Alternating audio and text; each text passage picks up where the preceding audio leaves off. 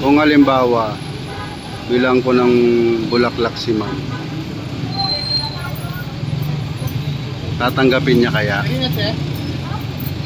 Pagbigay mo ng bulaklak, sabay takbo na lang, mga idol.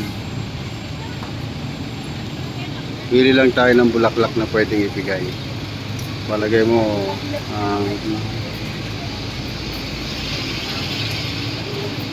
isang peraso nito.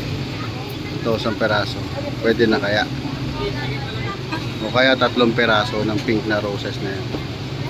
Tapos, bablog lang po ako, Nanay.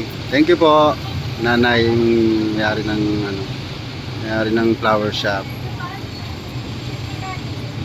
Tapos, punta tayo kay ma'am.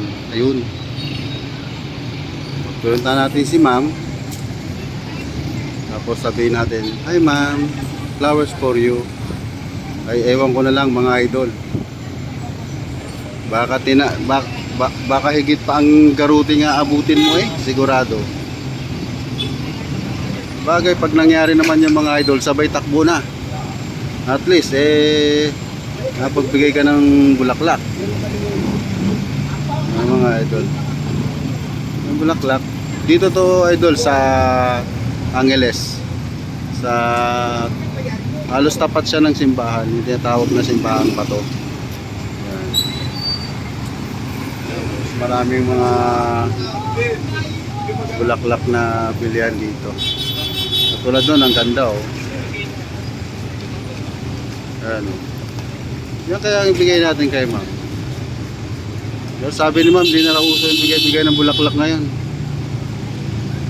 Pero pag nakita niyo yung inyong mga love, the only one love, syempre kahit pa paano, di ba, bigyan natin ng bulaklak para ma-appreciate naman nila yung love talaga na pinapakita mo. Hindi lang naman sa bagay. Sabi nga nila, nakikita daw sa action yun. Pero syempre, kahit na may action ka tapos meron kang pa-flowers, parang di ba, sweet yung dating. Dito na tayo mga idol.